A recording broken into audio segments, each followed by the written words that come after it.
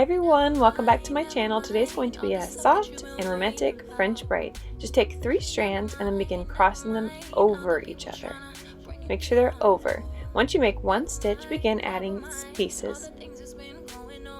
Add a piece on the right, cross it over, add a piece on the left, cross it over the middle, add a piece on the right, cross it over the middle, add a piece on the left, cross it over the middle, and then so on and so forth.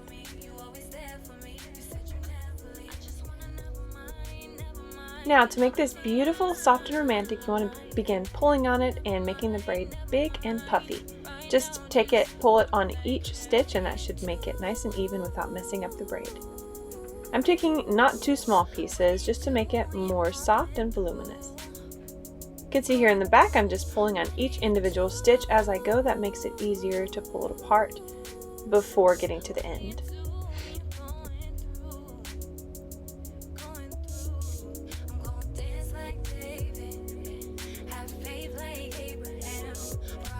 Once I reach my neck and there's no more pieces to add, just begin pulling it apart one more time, and then continue braiding regularly all the way down, pulling it apart as you go. This is also called pancaking.